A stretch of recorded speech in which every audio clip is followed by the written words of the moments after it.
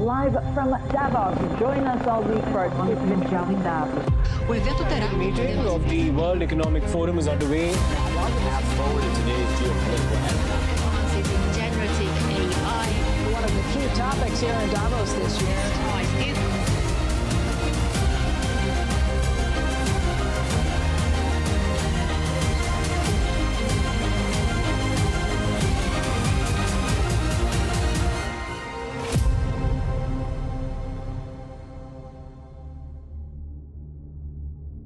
First off, Davos 2025 begins on January 20th, I believe, and as usual, I'll be diving into all those speeches, so stay tuned for that. But before we get there, let's shed some light on a few topics that expose their broader agenda. You know, I really wanted to steer clear of the never let a good crisis go to waste concept, especially since it's been the main focus of my last two videos. But alas, the universe seems to have other plans for us. As if on cue, another crisis was looming on the horizon, ripe for exploitation. Now, chances are, you've already heard the endless debates around the California wildfires from every possible angle, so I'm going to try to keep it quick. On the one hand, there's the argument of sheer incompetence and government mismanagement. We'll come back to that. On the other hand, there's chance of climate change, an unpreventable catastrophe. They claim they're doing a great job, but there's nothing they could do about it. It's just the whims of Mother Nature, simple as that. And I honestly don't understand how anyone swallows that line without a pinch of skepticism. Politicians love it though, that's for sure. It's their all-purpose shield against accountability. An act of God, they say, and they tend to use this for every screw-up under the sun. Predictable, yet effective, I guess. But how do people fall for it? Is tribalism that blinding, or are people just that gullible? I don't know. But let's dive into the details. So, they cut the fire department's budget by $17 million, directly impacting the response capabilities. They had empty reservoirs and fire hydrants with zero water pressure. They diverted water to the ocean instead of collecting it, and that was thanks to environmental lawsuits. And then after more lawsuits, they let the forest grow wild, turning it into a literal tinderbox. The water systems in general are designed for local fires, not these massive wildfires that are on display, and that's a fundamental problem. And then there's another big problem. So here's the crazy part. There seems to be a lot of people lighting fires across California. There's tons of reports about it, first-hand accounts, and arrests have been made. What we know right now is that the incident started here, and about 30 minutes later, a suspect was detained over in Woodland Hills area by citizens. So someone purposely set the Kenneth fire? At this time, that's what we believe, yes. Do you know how or why they did that? That I don't know. Is this a crime scene right now? Yes. So everything's closed off? It's being investigated as a crime. Some say they're opportunists, some say cartel connections, and even a possibility of terror cells. It's going to be fine. Entire swaths of the city are gone. There was no water in the fucking hydrants. Nobody cleared any of this brush. They didn't do any controlled burns. They didn't prepare any of these areas with high forestation, any of this shit. None of it was done. We didn't want to upset a fish. Some tribal elder was like, this fish can't go extinct. The Pacific Palisades Reservoir was offline when the fires arrived. We were completely woefully unprepared for this. The mayor was in Africa. The governor's got on the vineyard he lives in, or whatever the hell he's doing. So the government completely bungled the response to this. It was a crazy high wind day. It could get worse. And now it's probably one of the fires we know, or one or two of the fires was definitely arson. And if it's arson and it's homeless people, it's either homeless people that are just crazy and lighting fires, which is absolutely possible, or somebody saying, blend in as a homeless person, they won't notice. They won't care. It will be like any other day there. By the way, if you were a terrorist group, maybe being funded by a foreign country or not, wouldn't you disguise cells as homeless people? Because in LA, there are so many homeless people. If you wanted to blend in LA, you'd just be homeless.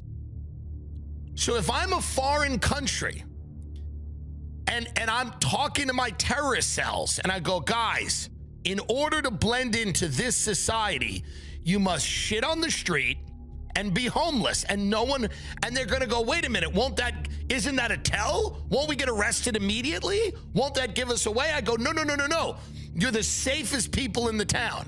Sleep on someone's lawn, piss on yourself, shit on the street. No one will even say anything. You will not be stopped by the police. In fact, if people call the police and say, a man is shitting on my lawn, the police hang up the phone. They don't care. There's nothing for them to do. So if you're going to assimilate into Los Angeles society, you must be homeless. So I can't quite say if this is an organized terrorist attack. By the way, it's brilliant. It's brilliant. This is our one weakness. No one would even say anything about a homeless guy with a gas can. These dumb cunts in the Palisades, if they saw a homeless man with a gas can, they'd go, he's just having some fun. He's probably trying to warm himself up. Because their brains have been rotted. But there's also a history of so-called environmentalists setting fires too. Eco-terrorism to push through the climate change agenda. We've seen this in multiple countries. So I guess the only way this could be attributed to climate change is if the arsonists themselves are named climate change. But there are cascading failures throughout the entire system, so let's just assume it's entirely natural for this section. But it's really all absurd. Before people settled in California, nature burned 4.5 million acres every year. By the 1960s and the 70s, with effective forest management, that was down to about 250,000. But then, environmentalists chipped away at those policies with lawsuits. And now we're close to being back to a quote-unquote natural state, where in 2024, over 1 million acres went up in smoke, and 2025 might be even worse. Alright, so for this section, let's just assume that they're actually just very, very stupid. So the crisis happens through incompetence, and then instead of introspection, they blame climate change. And we're never going to solve anything with that mentality. And the real kicker is the fact that these perceived solutions do nothing to address the actual problem, or any problem. Instead, all it does is control people on an individual level, and that's one of the main reasons we know it's all bullshit. On top of that, this catch-all climate change narrative represents a fundamental regression in our collective psychology. We're not far from returning to the days of sacrificing people to appease the gods, are we? Imagine TikTok rain dances and tips to please Mother Gaia. Wouldn't be surprised at all. Now, in a darkly ironic twist, while they micromanage your carbon footprint, attempting to regulate every facet of your life to curb individual emissions, well, their own errors and incompetence have released vast amounts of carbon through these fires, far exceeding what any individual could contribute. And it's really impossible to detail all the different ways that this is stupid. Every level of idiocy here is compounded by more idiocy. It's actually pretty incredible. But let's get to the really good question, for lack of a better term. The question for the wildfires, incompetence or intent? And to answer that, we're going to have to watch how they rebuild. Because when it first kicked off, I predicted a smart city or 15-minute city plan. And lo and behold, there it is. With all of that, and all that opportunity and that pride and spirit that comes from not just hosting those 3 iconic games and venues, but also the opportunity, I think, to rebuild at the same time. And that's why we're already organizing a Marshall Plan. We already have a team of looking and reimagining LA 2.0, and we're making sure everyone's included, not just the folks on the coast, people here that were ravaged by this disaster. You just said you're organizing a Marshall Plan for the rebuilding of California. What is that Marshall Plan? Tell us about this Marshall Plan. We're just starting to lay out. I mean, we're still fighting these fires. So we're already talking to city leaders. We're already talking to civic leaders. We're already talking to business leaders and nonprofits. We're talking to labor leaders. We're starting to organize how we can put together a collection of individuals on philanthropy for recovery, how we can organize the region, how we can make sure that we are seeking federal assistance for the Olympics more broadly, but also federal assistance for the recovery efforts, and how we can galvanize the community with folks that love this community to really develop a mindset so that at scale we're dealing with the scope of this tragedy and responding to it at scale with efficiency like the executive order I talked about, time value of delivering projects, addressing building codes, addressing permitting issues, and moving forward to rebuilding and being more resilient. As it turns out, Gavin Newsom's been dreaming about LA 2.0 since 2020, and now the crisis provides the perfect stage.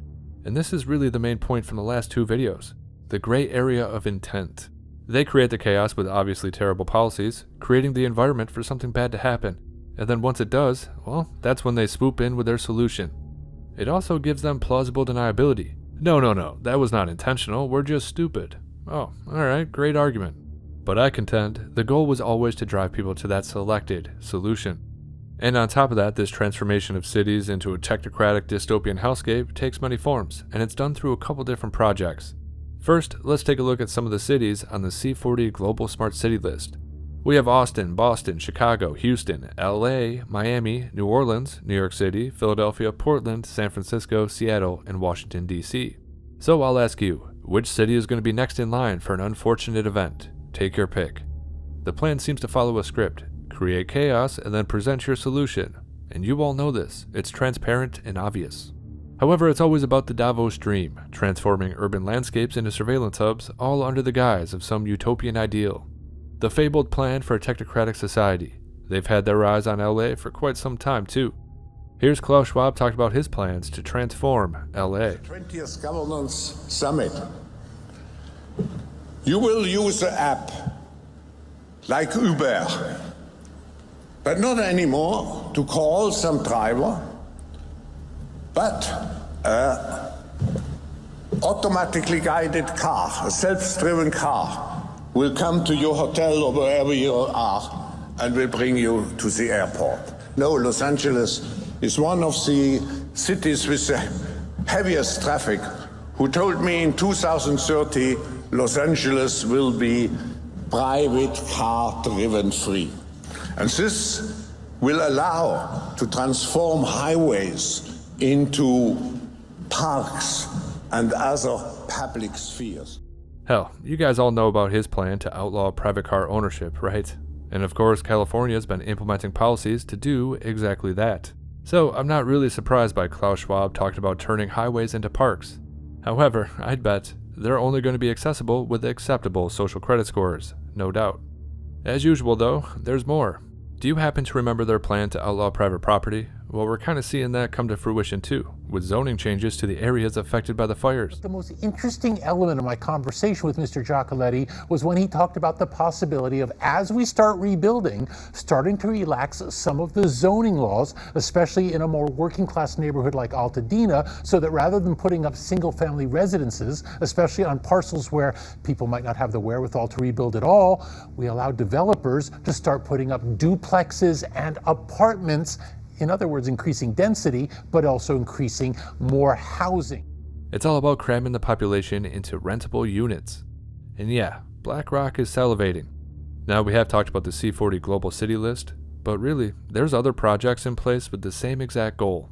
Yeah, I mean, we have the same exact projects happening under Google and the Rockefeller Foundation. So there you go. All in all, when it's said and done, if they get their way, a majority of major cities will be turned into the technocratic dream. And I believe the same thing is happening in Europe too. Take Spain for example, and correct me if I'm wrong, but they thought it would be a great idea to remove hundreds of dams, small river barriers, and environmentalists even put a stop to new dams being built. And then what happened? Well, they got hit by historic floods. Let me say that one more time. They removed hundreds of dams and then were surprised by floods. Yeah. However, what did they blame it on? You guessed it, climate change. And what's the outcome? Well, they're paving the way for smart city redesigns. Yeah, they claim they need, and I quote, sustainable solutions to prevent future disasters, end of quote. This is a common tactic, I'm telling you. We see it all the time. Create the problem, exploit it, and offer the solution. There's other examples too. Immigration isn't just about numbers. It's about creating conditions where people will trade freedom for security. You increase the violence, the crime, the terrorism, and then people are going to clamor for safety no matter the cost. Even though the cost might be their autonomy or freedom. The reason I say that is because they have the same solution for every single problem. They want to install facial recognition cameras everywhere. They want to continue pushing for digital ID. And of course, a social credit score to boot. They'll probably push central bank digital currencies in there too. Because of course, the only way to avoid a natural disaster is via programmable money, which gives them the opportunity to shut off your access to finances for disobedience. Yeah. It makes sense if you don't really think about it, which is basically the slogan of all politicians these days. Don't think, just obey. Now I just have a couple more things to say about this whole thing. So you might have seen that clip of Bill Burr on Stephen Colbert or Jimmy Kimmel or something like that, where he's talking about how leadership did a great job. No incompetence on display at all. I mean, dude, you have to look at the people you elect into power. As LA was burning, where was the mayor? Well, she was at a cocktail party in Ghana. While her deputy mayor was unavailable due to an FBI raid at his house over an alleged bomb threat he made. Yeah, I had to do a double take to read that again. You had the mayor partying in Africa, and the deputy mayor was busy calling in bomb threats. Yeah, man, that's... I mean, what can you even say? This is their quote-unquote leadership. I mean, shit, you know, we got a nation full of thinkers, I guess. I don't know. And finally, listen to this clip of Bill Gates. Nobody, I would say, gets an A on this one. Sadly, epidemics come along so rarely that it's easy to be incompetent. You know, earthquakes, fires, they come more often, storms. And so governments, you know, they're pretty good on fires. And I quote, "Government may not be very good at fighting epidemics, but at least it's good at fighting fires." End of quote. And oh damn, you spoke too soon, Billy. You spoke too soon. Because they have other priorities. You want to see somebody that responds to your house, your emergency, whether it's a medical call or a fire call, that looks like you. It gives that person a little bit more ease, knowing that somebody might understand their situation better. Is she strong enough to do this? Or, you couldn't carry my husband out of a fire. Which my response is, he got himself in the wrong place if I have to carry him out of a fire. My name is Captain Jennifer Wilcox. My pronouns are she, her. I am a Caucasian female wearing a black shirt uniform with eyewear and a black hat. So yeah, I'll leave you with this. As we watch this predictable, tiresome dance, remember, they're not just fighting fires. They're fighting for a future where they control the narrative, the city, and perhaps, ultimately, you.